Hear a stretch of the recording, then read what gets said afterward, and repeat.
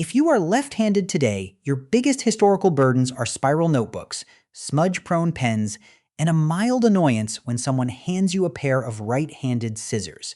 It feels like a quirky, harmless biological trait. But if you were born with this exact same brain wiring just 100 years ago, your childhood would have looked very different. Your left arm might have been physically tied to your chair. Your knuckles would have been beaten with a wooden ruler until they bruised. For centuries, a random genetic coin flip that affects roughly 10% of the human population was treated not as a difference, but as a moral defect, a criminal tendency, and a literal symptom of evil. The bizarre scale of suffering inflicted on left-handed people is one of history's strangest blind spots. And to understand how deep this hatred ran, you don't need to look at a history book. You just need to look at your own vocabulary.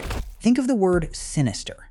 When you hear it, you probably picture a movie villain or a creeping sense of doom.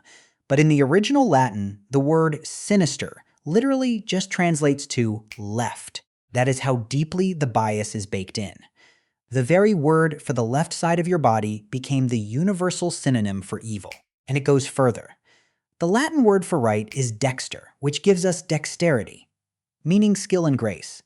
In French, the word for left is gauche, which we still use in English to describe someone who is socially awkward or clumsy.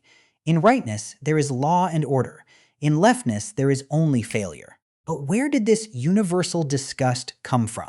To find the origin, we have to look past religion and language, straight into the gritty, bodily reality of survival in the ancient world. Imagine living in a crowded, hot climate 3,000 years ago. There is no toilet paper. There is no antibacterial soap. There is no running water. In this environment, a simple stomach bug can wipe out an entire family. To survive, many human cultures developed a strict, non-negotiable rule of bodily hygiene. You divide the labor of your hands. The right hand is used for eating, passing food, and greeting others. The left hand is strictly reserved for wiping yourself after using the bathroom and cleaning dirt. In a pre-modern world, this was incredibly clever. It was a practical firewall against disease. If you handed someone bread with your left hand, you weren't just being rude. You were threatening their life with contamination. But human beings have a habit of taking practical survival rules and hardening them into sacred, unbreakable dogmas. What started as a rule for avoiding bacteria eventually mutated into a rule for avoiding hell. By the Middle Ages, the left side wasn't just dirty, it was spiritually corrupt.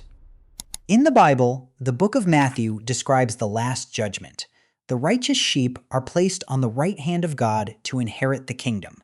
The damned goats are placed on the left and cast into the eternal fire. The left hand became heavily associated with witchcraft and the occult. Folk beliefs spread across Europe, warning that the devil himself baptized his followers using his left hand. Now, it wasn't that using your left hand automatically got you burned at the stake. But in a superstitious village looking for a scapegoat, being naturally left-handed made you look contrary. It made you look physically rebellious. It was a dangerous piece of evidence to carry on your own body. You might think that the arrival of modern science in the 19th century would have saved left-handed people. But science actually made things worse. Instead of calling them demons, early scientists called them degenerates. In the late 1800s, an Italian criminologist named Cesare Lombroso became incredibly famous. He believed that criminality wasn't a choice, but a biological trait you were born with. He went around prisons measuring the skulls, faces, and hands of inmates, looking for physical markers of a murderer. Lombroso declared that left-handedness was a sign of a savage or primitive brain. He claimed that normal, highly evolved people were right-handed, while criminals, lunatics, and the mentally unstable were disproportionately left-handed.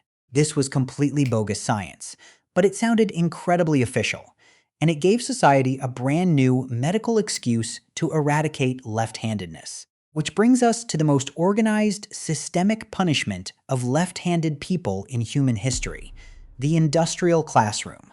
In the late 19th and early 20th centuries, mass public schooling became the norm. Millions of children were put into standardized desks, and they were handed standardized tools, specifically the dip pen. If you write with your right hand, you pull the pen across the page, leaving a trail of wet ink behind your hand.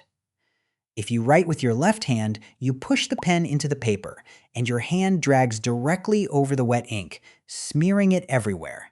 To the strict schoolmasters of the Victorian era, a left-handed child wasn't struggling with bad ergonomics. They were being defiant, they were being messy, they were showing signs of that primitive, criminal brain Lombroso warned about. The solution was brutal, physical enforcement. If a child picked up a pen with their left hand, they were struck across the knuckles with a wooden ruler. If they persisted, teachers would literally tie the child's left arm behind their back, or strap it to the chair, forcing them to use their non-dominant hand for hours on end. This wasn't a rare occurrence. This was the standard, accepted educational policy across much of Europe and America. And it triggered a massive, hidden psychological toll. When you force a naturally left-handed child to write with their right hand, you are not just changing their grip. You are fighting the fundamental wiring of their brain. During this era of forced retraining, doctors noticed a sudden, terrifying spike in childhood trauma. Children who were forced to switch hands frequently developed severe stutters, nervous tics, and intense anxiety. The cognitive stress of suppressing their natural motor functions caused their speech centers to essentially short-circuit. King George VI of England, famously known for his debilitating stutter, was naturally left-handed, but was forced to write with his right hand as a child. Society was so terrified of a harmless difference that it was willing to inflict permanent psychological damage on children, just to make them look uniform. It wasn't until the late 20th century that science finally definitively closed the argument. The proof didn't come from psychologists or linguists. It came from ultrasound machines. In the 1980s, doctors began taking high-resolution ultrasounds of fetuses in the womb. They noticed something incredible. As early as 15 weeks into a pregnancy, long before a baby is born, it already shows a distinct preference for sucking either its right or its left thumb. Left-handedness isn't a choice. It isn't a habit picked up in childhood. It isn't a sign of rebellion. It is a deeply embedded neurological pathway, decided before you ever take your first breath. Today, anthropologists believe that the 10% ratio of left-handers has existed for hundreds of thousands of years. We see it in the wear patterns of ancient stone tools.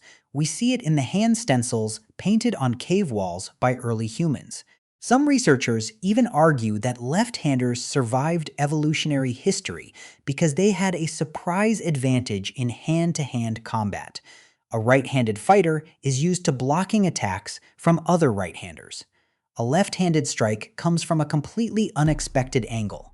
But whatever the evolutionary reason, the history of how we treated them is a grim reminder of human nature. For centuries, we took 10% of the population and we tied them to chairs.